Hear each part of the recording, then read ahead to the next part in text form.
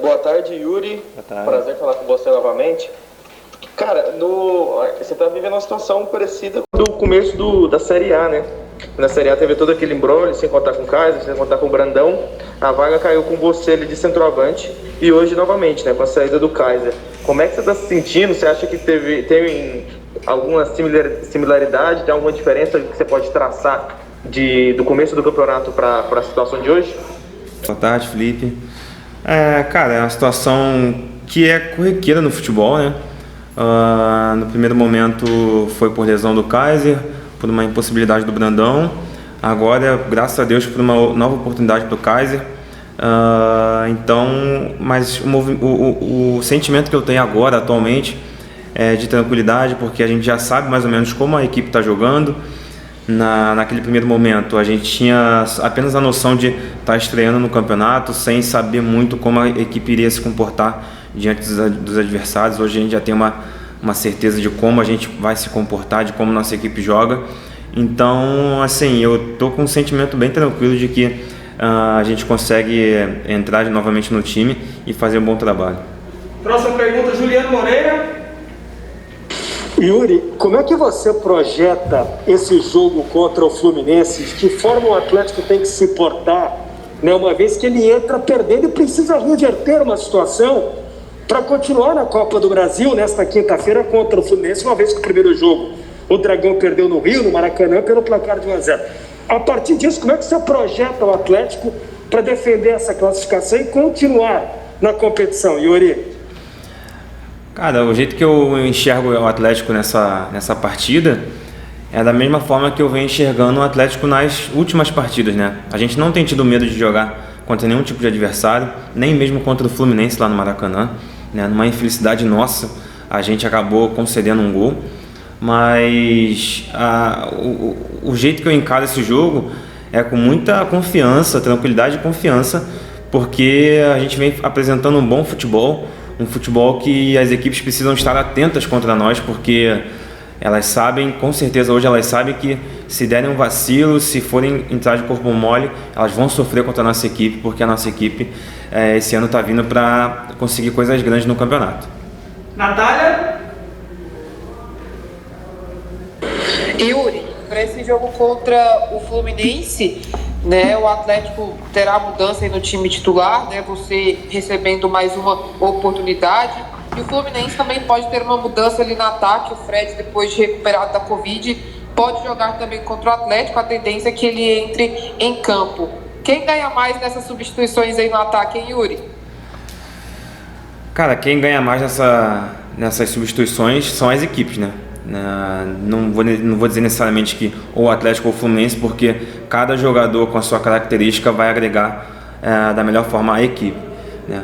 Fred, com certeza, primeiramente é um grande companheiro meu, um grande amigo, e eu vi o Fred trabalhando de perto, sei das qualidades, então eu tenho certeza que é necessário muita atenção com ele, porque qualquer mole que a gente der, ele vai ter a oportunidade de concretizar positivamente. E já no nosso lado aqui, eu destaco muito mais a nossa evolução dentro do Campeonato Brasileiro, né? No caso, outra competição, mas que a gente tem tido a coragem de jogar contra qualquer tipo de adversário, dentro ou fora de casa. E como a gente já está mais sólido com esse nosso plano de jogo, acho que a gente tem muito a ganhar, tanto com a minha entrada, tanto com a entrada de qualquer outro jogador que venha participar do jogo. André Isaac. Fala, Yuri, aqui é o André Isaac da PUC TV. Renato Kaiser foi embora, deixou um espaço aí no time, uma vaga. Ela é sua, Yuri? Espero que o Mancini me responda em breve, porque até agora a gente não sabe, a gente vai para o treinamento logo mais. Eu venho fazendo meu trabalho, venho entrando nos jogos, graças a Deus venho podendo ajudar a equipe, sempre como opção ali para o Mancini. Então eu vou trabalhar e estou trabalhando para que nessas oportunidades, nessas brechas assim, eu possa ser o primeiro da fila ali para entrar e, se Deus quiser, não sair mais. E torço muito pelo Kaiser, porque ele nos ajudou muito durante esse tempo que ele esteve conosco, não só no Brasileiro, mas também no Campeonato Estadual. E o futebol é assim, o cara que se destaca, vem outras equipes e buscam valorizar o trabalho. Pedro Henrique Geninho. Então, Yuri, existe até uma dúvida do torcedor do Atlético sobre qual é o time de 2020. Se é aquele que venceu o Flamengo jogando tão bem, aquele que foi para o Rio de Janeiro, se recuperou contra o Fluminense pelo Campeonato Brasileiro, aquele do jogo contra o Vasco, Bahia, enfim, mas também tem tido aquele Atlético das partidas muito ruins contra o São José lá em Porto Alegre, contra o Atlético Mineiro, o segundo tempo. Primeiro tempo o time foi muito bem. Qual é o Atlético de verdade na temporada, hein, Yuri? Aquele do Flamengo, do primeiro tempo contra o Atlético Mineiro? Porque o torcedor às vezes fica preocupado, é uma competição muito difícil. O Atlético tem um outro campeonato, até o Watson destacou isso, que briga aproximadamente com 12 equipes no ano. É claro que agora é Copa do Brasil. Mas qual é o Atlético de verdade no ano, Yuri? Então, primeiramente, boa tarde. Cara, o Atlético são, assim, todas as equipes do Brasil, elas têm esses momentos de altos e baixos, né? Recentemente, a imprensa vem destacando muito os resultados do time do São Paulo. Recentemente também os resultados da equipe do Grêmio, que é a multicampeã, uma das equipes mais vitoriosas na última década. Então, assim, terão sempre esses momentos assim. Obviamente que agora a gente está com uma constância melhor, né? A gente teve um resultado negativo contra o Inter, porém não jogamos mal, né? E vale ressaltar também a qualidade do time do Inter. O jogo contra o Flamengo foi um jogo, assim, de muita emoção, digamos assim, porque era uma estreia de campeonato. Quem não quer estrear contra o Flamengo? Quem não estava esperando começar o Campeonato Brasileiro? Então, hoje a gente chega com o sentimento e com a consciência de que nosso time tem um plano de jogo que é muito bem seguido por nós. Obviamente que tem partidas que o plano de jogo não vai se encaixar. Então, a gente espera que nessa partida contra o Fluminense, já jogamos contra o Fluminense 2 vezes em menos de um mês, então a gente já sabe mais ou menos o que encontrar pela frente. Mas obviamente que não é nenhum jogo combinado, então a gente não sabe o que esperar do lado de lá também, né, em relação à performance dentro do campo, que pode acontecer tanto para o bem quanto para o mal. Jânio José. Precisa fazer gol, vão ter que correr para não sofrer gol e de repente vão ter que decidir a vaga nos pênaltis, dependendo do placar, dependendo. O Atlético emocionalmente está bem, está pronto. Quando o João Vitor fez um gol contra, parece que deu uma baixada, como se diz, na bola. Eu quero saber como é que está o emocional de vocês para esse jogo decisivo com o Fluminense, já que vocês precisam ganhar e de repente até decidir nos pênaltis. Entendi. Boa tarde. Obviamente quando a gente concede um gol, a nossa adrenalina, ela, digamos assim, ela toma um susto, né? Porém, ainda assim a gente tentou correr atrás do resultado e não digo que foi um erro do João Vitor, não. Foi uma situação, um acidente dentro do jogo, né? Ele particularmente vinha muito bem na partida e o sentimento da equipe, cara, assim, para essa partida é de tranquilidade, de calma, porque a gente sabe o que a gente pode encontrar no lado de lá. Jogamos contra o Fluminense em menos de um mês, 2 vezes, como eu citei, e eu tenho certeza que a equipe sabe que é muito possível. Se fosse uma equipe completamente fora dos padrões brasileiros, uma equipe muito acima, né, ia ser um pouco mais complicado, porém, como não é esse o caso, a gente sabe que a gente consegue conquistar o resultado positivo. Se tiver que ir para os pênaltis, estamos preparados também, estamos prontos, bem treinados. E se a gente conseguir fugir dos pênaltis, né, entre aspas, né, fazendo um resultado um pouco maior, que é possível também, contra o Atlético Mineiro conseguimos fazer 3 gols, é algo importante. Então, estamos preparados também para caso a gente consiga reverter esse resultado nos 90 minutos. William Rommel. Yuri, boa tarde. Boa tarde. Ainda sobre o assunto aí que foi bastante repercutivo na coletiva, você vai ganhar a chance novamente agora no ataque do Atlético e a diretoria do Atlético ainda procura atacantes para essa posição. Chegou a hora de você mostrar que você é capaz de ficar nessa posição de centroavante e não precisar trazer reforço para o time? Reforço sempre é bem-vindo, né? Independente do clube, independente da situação do clube, mas reforço sempre é bem-vindo, né? Eu prefiro ter muito mais alguém junto da equipe aqui no grupo, que em qualquer tipo de acidente, como aconteceu com o Kaiser antes do Campeonato Brasileiro, que ele se lesionou, eu estava ali pronto, preparado para entrar.